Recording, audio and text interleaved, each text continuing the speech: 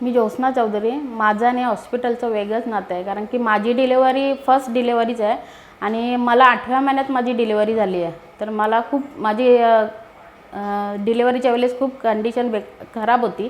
तर मला पूर्ण व्हाईट पाणी गेलेलं अंगावरून. तर माझी कुठेच नॉर्मल डिलेवरी नसती झाली. माझी इथेच ट्रीटमेंट चालू होती आणि मी इथेच आली डिलेवरीसाठी.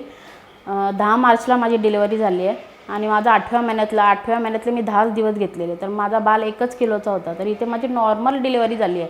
कुठेच माझी नॉर्मल डिलेवरी नसती झाली. मला आत्ता पण सगळे विचारतात का एवढी तुझी कंडिशन खराब असताना तुझी नॉर्मल डिलेवरी झाली, असा हॉस्पिटल तरी कुठला आहे? कारण की आज माझा मुलगा व्यवस्थित आहे, 4 वर्षाचा आहे आणि आता तो ज्युनियर KGला जातो आणि व्यवस्थित ते एवढे लक्ष देतात ना का त्यांना पेशंट म्हणजे एक हेच वाटतं का त्यांचंच कोणीतरी आहे पेशंट म्हणून. डॉक्टर कसे पेशंट टू पेशंट, पण ते नाही, ते डिलिव्हरी होतो परंतु पेशंटची खूप चांगली काळजी घेतात.